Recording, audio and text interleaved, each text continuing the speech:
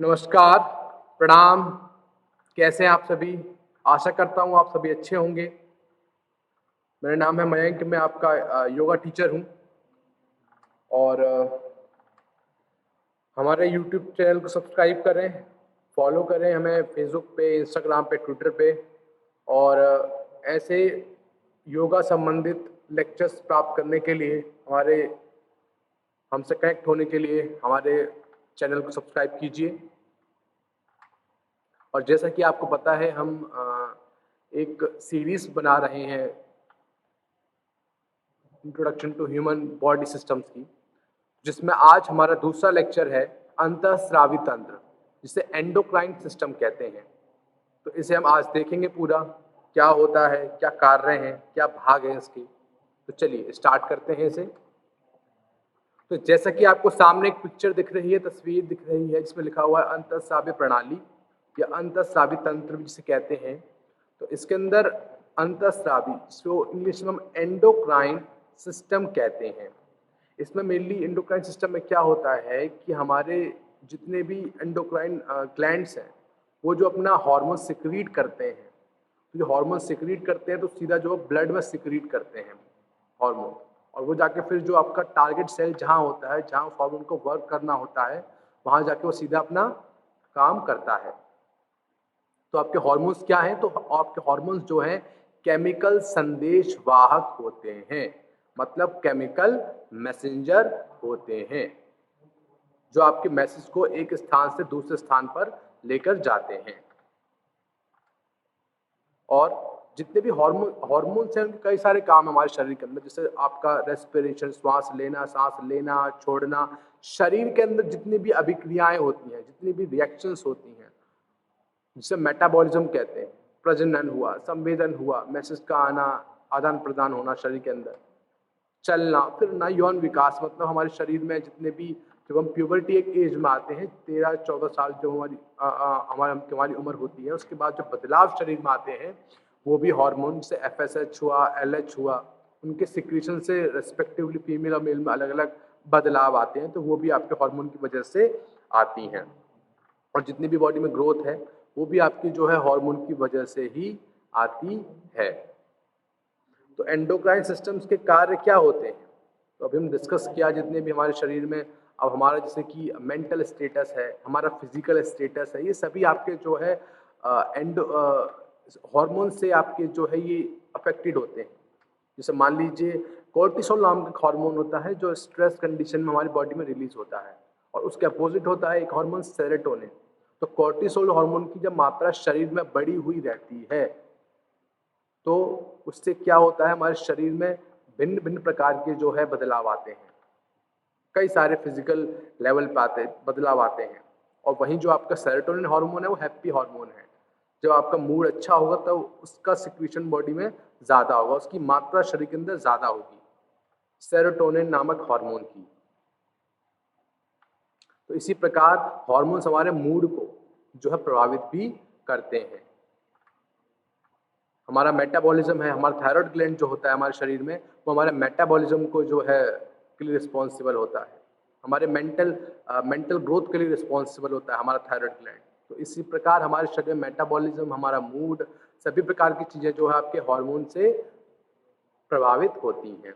और याद रखेंगे एंडोक्राइन सिस्टम में आपका कोई भी डक्ट का यूज नहीं होता है, सीधा आपका हार्मोन सिक्रीट होता है, ब्लड में जाता है, ब्लड से सीधा आपके जहाँ पे उसे एक्ट करना है, टारगेट जहाँ पे उसको करना है हार्मोन को, सीधा वहाँ पे करता है। लेकिन जो आपका एक्सोक्राइन है उसमें आपका डक्ट का यूज होता है। तो याद रखेंगे हार्मोन क्या होता है, एक पीछे बताया मैंने अभी आपको, केमिकल संदेश वाहक होते हैं जिसे केमिकल मैसेंजर कहते हैं। और ग्रंथि क्या होती है, ग्लैंड, तो शरीर की ऐसी संरचना जो शारीरिक पदार्थों से कुछ नया निर्मित करे। ये हमारे बॉडी में हर जगह अलग अलग होती है, इनकी स्ट्रक्चर्स हर एक की अलग अलग होती है, जैसे कार्य उसके हिसाब से इनकी संरचना होती है। कितने प्रकार की ग्रंथियां होती हैं? तो ग्रंथियां आपकी मुख्यतः 3 प्रकार की होती हैं, एक्सोक्राइन, एंडोक्राइन और मिक्सोक्राइन। तो एक्सोक्राइन जो आपकी ग्रंथि होती है और अभी हमने जो बताया आपको एंडोक्राइन के बारे में, जहाँ पे सीधा आपका ग्लैंड जो है सिक्रीशन सीधा ब्लड में डाल देता है और फिर टारगेट सेल तक जाता है। और एक्सोक्राइन जो है आपका, एग्जाम्पल लिख लीजिए इसके, वसामय ग्रंथि, जिसमें आपकी सेबेसिस ग्लैंड होते हैं, और लार ग्रंथि और सलाइवरी ग्लैंड से बोलते हैं। ये दो आपके एग्जाम्पल हैं बाहिर स्रावी ग्रंथि के, एक्सोक्राइन ग्लैंड के, जो डक्ट की सहायता से सीधा आपका जो सिक्रीशन है उसको अपने टारगेट सेल तक या जहाँ जिस कोशिका तक उसको लेके जाना होता है वो डक्ट के थ्रू लेकर जाते हैं। तो याद रखेंगे एक्सोक्राइन में डक्ट होती है और इसमें डक्ट नहीं होती है एंडोक्राइन ग्लैंड्स में। अब मिश्रित ग्लैंड जो आपका मिक्सोक्राइन है, जिसे हेट्रोक्राइन भी बोलते हैं, मिश्रित ग्रंथि भी बोलते हैं, तो उसका एग्जाम्पल है पेनक्रियाज, जो आपका एक्सोक्राइन भी है और एंडोक्राइन भी है। अब देख लेते हैं हमारे शरीर में हमारे एंडोक्राइन सिस्टम में कौन कौन से जो है ग्लैंड्स होते हैं। तो आपके सामने लिखा हुआ है pituitary gland, thyroid gland, parathyroid gland, thymus gland, pancreatic जिसे अग्नाशय बोलते हैं, एड्रिनल जिसे अधिवक्र ग्रंथि बोलते हैं। वक्र शब्द जो है किडनी के लिए यूज हुआ है, तो किडनी के ऊपर स्थित होता है ग्लैंड, इसलिए इसे अधिवक्र ग्रंथि भी कहते हैं। और मादा में मतलब फीमेल्स में ओवरी और मेल में टेस्टिस। तो बात करते हैं हाइपोथैलेमस की।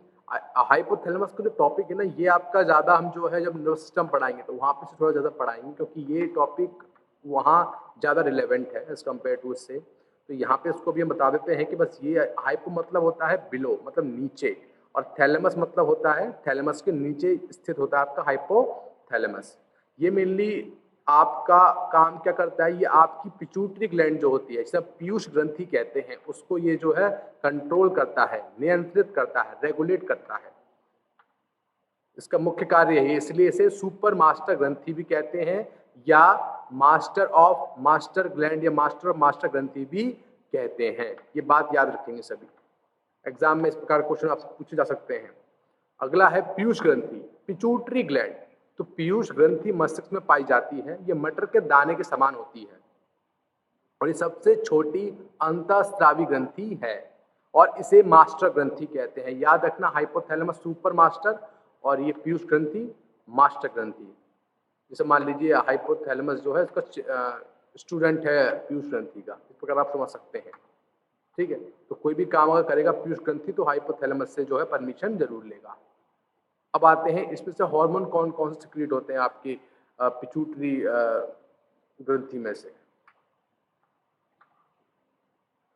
देखिए सामने आपको दिख रहे होंगे, तो जो जो हार्मोन सिक्रीट होते हैं आपके पीयूष ग्रंथि से, उनके नाम है ऑक्सीटोसिन हार्मोन।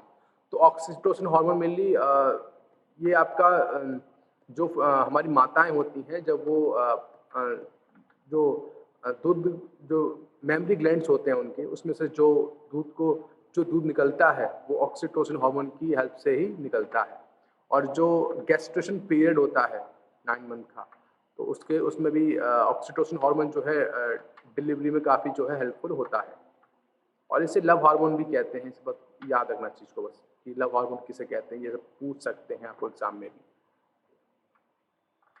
अगला है एडीएच, जिसे वैसोप्रेसिन भी कहते हैं। तो ये मेनली क्या करता है, हमारे शरीर में जो यूरिन है, यूरिन को कितना कंसंट्रेट रखना है, मतलब कितना ज़्यादा उसमें उसको येलोइश रखना है, कितना ज़्यादा वाटर रखना है, पेशाब का कितना आना है जाना है, उसको कंट्रोल करता है। ये एंटी डायरेटिक हार्मोन से बोलते हैं। और मेनली जिन लोगों को डायबिटीज़ इंसिपिडस हो जाती है, तो उनको मेनली जो एडीएच है, इस हार्मोन में उनका जो है प्रॉब्लम हो जाती है। तो याद रखेंगे डायबिटीज़ इंसिपिडस में आपका फिर वहाँ पे पेनक्रियाज से संबंधित नहीं होगा। कौन सा, डायबिटीज़ इंसिपिडस, उसमें आपका केवल एडीएच से फिर वो संबंधित होगा। एडीएच आपका मेनली आपके शरीर में जितनी आपकी जल की मात्रा होती है ना, जितनी भी जल कम है, अगर ज़्यादा है तो उसके हिसाब से उसका निष्कासन करना, और कम है तो उसको एब्जॉर्ब करके शरीर में रखना, क्योंकि शरीर के अंदर हमेशा आपका 70% से कम वाटर अगर होगा तो शरीर में दिक्कत आना स्टार्ट हो जाती है। तो बॉडी उसको कवर करने के लिए फिर हार्मोन का उसी हिसाब से जो है यूज करती है एडीएच का। अगला है आपका वृद्धि हार्मोन, जिसे आपका जीएच कहते हैं, ग्रोथ हार्मोन, जो आपके शरीर में आपसे जितने भी बच्चे होते हैं, जितने भी वयस्क प्यूबर्टी एज वाले बॉयज़ से गर्ल्स होते हैं तो उनके अंदर जो ग्रोथ होती है उसके लिए काफ़ी हेल्पफुल होता है आपका ग्रोथ हार्मोन। अगला है एलएच और एफएसएच। तो ल्यूटिनाइजिंग हार्मोन और एफएसएच हार्मोन। तो ल्यूटिनाइजिंग हार्मोन जो है सेक्सुअल डेवलपमेंट के लिए इम्पॉर्टेंट है आपका, और एफएसएच जो है आपका, ये है आपका फॉलिकुलर स्टिमुलेटिंग हार्मोन, जो कि आपके गोनेड्स जो होते हैं, मेल फीमेल में अलग अलग होते हैं। मेल में जो है स्पर्मेटोजेनेसिस और फीमेल में जो है ओवम जो होता है, उसकी डेवलपमेंट के लिए काफ़ी हेल्पफुल होता है आपका ये एलएच और एफएसएच। चलिए अगले पे चलते हैं। अगला है थायराइड ग्लैंड। ये थायराइड ग्लैंड जो है बहुत इम्पॉर्टेंट ग्लैंड है हमारे शरीर के लिए, क्योंकि ये आपका एक ऐसा ग्लैंड है जो आपके शारीरिक और मानसिक की एक्टिविटी दोनों को रेगुलेट करता है। पहले देख लेते हैं ये होता कहाँ पे है। तो ये आपके श्वास नली के पास होता है और इस शरीर की सबसे बड़ी अंतःस्रावी ग्रंथि है। इसकी आकृति एच होती है, एच शेप का होता है, ठीक है। और ये भोजन के ऑक्सीकरण व उपापचय की दर को नियंत्रित करता है, ठीक है। तो याद रखेंगे हमारे बॉडी का जितना मेटाबॉलिज्म है, मेटाबॉलिक रेट है, उसको आपका थायराइड ग्लैंड जो है रेगुलेट करता है। आपके शरीर का तापमान थायराइड ग्लैंड जो है रेगुलेट करता है। और आपके शरीर की जैसे कई लोग जो रिफ्लेक्स एक्शंस होते हैं, रिफ्लेक्स एक्शन मतलब होता है कि जैसे कि ये देखते हैं ना, क्रिकेट जब खेलते हैं तो उसमें जब काफ़ी अगर कोई तेज बॉल करता है तो उसके अगर वो बाउंसर करता है, अगर बहुत पटक के मारता है वो, तो उसको हिसाब से आपको झुकना होता है। तो वो जो रिफ्लेक्स एक्शन है आपका, उस एक्टिव पे जो रिएक्ट करना है, अगर किसी के अंदर अगर ये इसका थायराइड ग्लैंड का सिक्रीशन अच्छे से नहीं हो रहा है तो उसके रिफ्लेक्स एक्शन बहुत वीक हो जाते हैं। साथ ही में आपके शरीर में जो आपका आईक्यू है, आपका मेंटल स्टेटस है, वो आपका थायराइड ग्लैंड से ही रेगुलेट होता है। तो हमारे शरीर के बहुत सारे जो महत्वपूर्ण कार्य हैं वो आपके थायराइड ग्लैंड से ही इंपॉर्टेंट होते हैं। अगला आते हैं पैराथायराइड ग्लैंड पे। तो पैराथायराइड ग्लैंड जो होता है आपका, थायराइड ग्लैंड के पीछे ही आपके बेरी लाइक स्ट्रक्चर्स आपके जो है ये चिपके हुए होते हैं, जिनका काम मेनली होता है आपके ब्लड में कैल्शियम की मात्रा को नियंत्रित करना। ये बात याद रखेंगे। और अच्छा, एक बात और है, अगर जैसे जिन लोगों के शरीर में इसका प्रॉब्लम होता है थायराइड सिक्रीशन का, तो उनको गलगंडा रोग भी हो जाता है। और जो ये पैराथायराइड है, इसके जो ब्लड में अगर कैल्शियम लेवल की अमाउंट कम होने से टिटेनी रोग भी होता है। अगला है थाइमस ग्लैंड। तो ये ग्लैंड आपका जो है इम्यूनिटी, आपकी प्रतिरक्षी ग्रंथि भी कहते हैं इसे, आपकी इम्यूनिटी के लिए रिस्पॉन्सिबल होता है ये आपका ग्लैंड।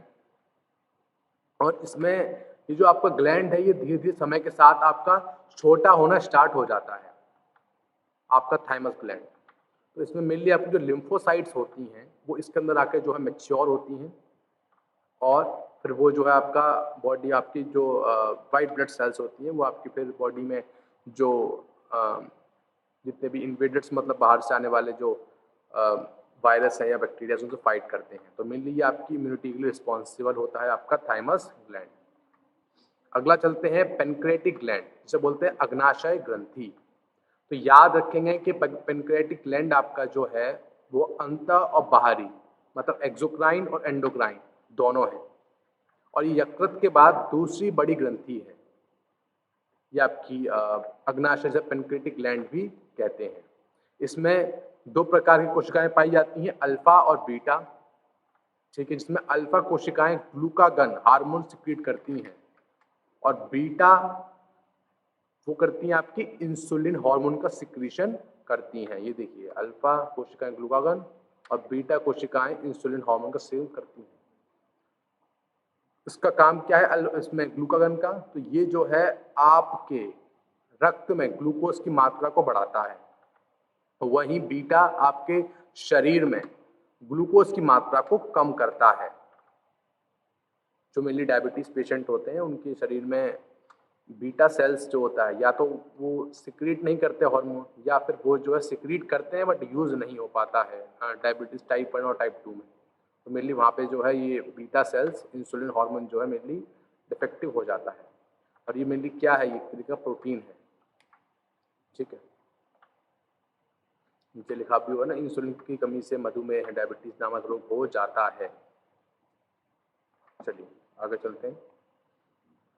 अगला है एड्रिनल ग्लैंड, जिसे अधिवक्र ग्रंथि भी कहते हैं। यह वक्र, वक्र मतलब होता है, ये लिखा है ना वक्र, मतलब होता है किडनी, किडनी के ऊपर स्थित होता है। यह ग्रंथि संकट क्रोध के दौरान सबसे ज्यादा सक्रिय होती है। इस ग्रंथि के बाहरी भाग को कॉर्टेक्स व भीतर को मेडुला कहते हैं।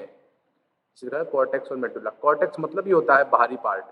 जब आप मेडिकल टर्म में यूज कर रहे हैं कॉर्टेक्स वर्ड, तो उसका मतलब ये होता है बाहरी भाग, और मेडुला मतलब भीतरी भाग। तो याद रखेंगे ये हमारे शरीर में इसका जब फाइट एंड फ्लाइट हार्मोन भी कहते हैं इसको। तो क्योंकि जब मान लीजिए आपका स्ट्रेस होता है या कोई मान लीजिए कोई फाइटफुल या कोई फियर कंडीशन जब हो जाती है, तो आपके शरीर में एड्रिनल ग्लैंड अपने आप एक्टिवेट हो जाता है, जिसमें वो जो है आपके हार्मोन सिक्रीट करता है, जो कि आपको उस परिस्थिति के लिए आपके शरीर को अनुकूल बनाते हैं। कॉर्टेक्स से याद रखिए, कॉर्टेक्स से कॉर्टिसोल हार्मोन स्रावित होता है, जिसे जीवन रक्षक हार्मोन कहते हैं। और मेडुला में एड्रेनलिन हार्मोन स्रावित होता है, सिक्रीट होता है। इस हार्मोन के निकलने से भूख बंद हो जाती है, हमारी विल पावर बढ़ती है, जिसे करो या मरो हार्मोन भी कहते हैं। तो याद रखेंगे आपकी जो कॉर्टेक्स से कौन सिक्रीट होता है, कॉर्टिसोल हार्मोन, और मेडुला से एड्रेनालिन हार्मोन। मैंने आपको बताया था कॉर्टिसोल हार्मोन जो है आपका स्ट्रेस हार्मोन भी है। ये जब सिक्रीट होता है तो शरीर के अंदर स्ट्रेसफुल कंडीशंस में आपका जो है हार्मोन सिक्रीट होता है। और जो मेडुला सिक्रीट होता है वो आपका एड्रेनालिन हार्मोन है। तो ये जो हार्मोन सिक्रीट होते हैं तो इनके अपने स्पेसिफिक इफेक्ट होते हैं। जैसे मान लीजिए अगर आप अभी जहाँ बैठे हैं और मान लीजिए वहाँ पे कोई जानवर आ जाए, जैसे कोई शेर है या चीता है, तो आपके शरीर में कोई बदलाव आएंगे, तो उस टाइम आपका शरीर जो है वो उस परिस्थिति को झेलने के लिए अपने आप को तैयार करेगा। तो उस समय आपके शरीर में जो है एड्रिनल ग्लैंड जो है वो एक्टिवेट होगी, और ये आपका हार्मोन जो है वो आपके शरीर को तैयार करेंगे उस परिस्थिति को झेलने के लिए। तो इसलिए यहाँ पे बोला गया है क्रोध के दौरान और जितने भी संकट है, तो ये उस पॉइंट ऑफ व्यू से बोला गया है। ये आपकी बॉडी को प्रिपेयर करती है उन क्रिटिकल कंडीशन के दौरान। आपकी ये जो एड्रिनल ग्रंथि है, एड्रिनल ग्लैंड है, और ये आपका ब्लड प्रेशर, ग्लूकोज स्तर, आपके शरीर में ब्लड प्रेशर, ग्लूकोज का लेवल और ब्लड सर्कुलेशन आदि को भी रेगुलेट करती है, उसे बढ़ाकर, जब परिस्थिति के अनुसार उसे बढ़ाकर जो ये रेगुलेट करती है। अगला है पीनियल ग्लैंड। तो पीनियल ग्लैंड जो है काफी इंपॉर्टेंट ग्लैंड है, और यह ग्रंथि अग्र मस्तिष्क के थैलेमस भाग में स्थित होती है। अग्र मतलब आगे, मस्तिष्क के आगे वाले भाग में स्थित होती है। इसे तीसरी आंख भी कहते हैं। मान लीजिए यहाँ से अगर आप अंदर जाएंगे, अगर थोड़ा किसी का डायसेक्ट करेंगे किसी बॉडी को, तो आपको जो है वो दिख सकती है, ठीक है। इसमें से मेनली आपका जो है ये काम क्या करती है, तो आपका जो इसमें से जब सिक्रीट होता है तो मेलेटोनिन नाम का हार्मोन सिक्रीट होता है, जो कि आपकी स्किन के कलर के लिए रिस्पॉन्सिबल होता है। और जैविक घड़ी भी, जिसका ना जैविक घड़ी, ये जो जैविक घड़ी है ये समझिए, हमारे बॉडी का एक अपना बॉडी क्लॉक होता है कि इस टाइम में खड़ा होना है, इस टाइम में खाना खाना है, इस टाइम हमें जो है वॉशरूम जाना है, इस टाइम फ्रेश होना है। तो वो जो बॉडी का जो बॉडी क्लॉक है, जैसे घर में तो क्लॉक होती है वो टंगी होती है दीवार पे, सामने कमरे में टंगी है, कहीं टंगी हुई है, लेकिन जो हमारी बॉडी में जो क्लॉक है वो आपकी पीनियल है। पीनियल ग्लैंड आपकी सभी एक्टिविटीज़ को जो है टाइम टू टाइम, जैसे आप डेली सोते हैं जिस टाइम भी खाते हैं, तो उस टाइम से मान लीजिए आप सुबह 8 बजे उठकर डेली नाश्ता करते हैं, तो अपने आप आपको भूख लग जाती है ना 8 बजे, क्यों? क्योंकि वो आपकी बॉडी में जो आपका पीने ग्लैंड है, वो उस एक्टिविटी को जो है रेगुलेट करता रहता है। और आपको 9 बजे सोना है या 10 बजे सोना है, तो अपने आप आपका पीने ग्लैंड उसके हिसाब से वर्क करता रहता है। अगला है पैनक्रिएटिक ग्लैंड। तो पैनक्रिएटिक ग्लैंड जो है एक मिश्रित ग्रंथि है, और अभी बताया था शायद पैनक्रिएटिक ग्लैंड, तो मैंने तो बता दिया, लेकिन ये फिर से रिपीट हो गया है, कोई बात नहीं। अच्छा, इसी के साथ हम अपना जो है आज का सेशन समाप्त करते हैं, और सभी हमारे यूट्यूब चैनल को सब्सक्राइब करें, फेसबुक को फॉलो करें, ट्विटर को। थैंक यू, नमस्कार, प्रणाम।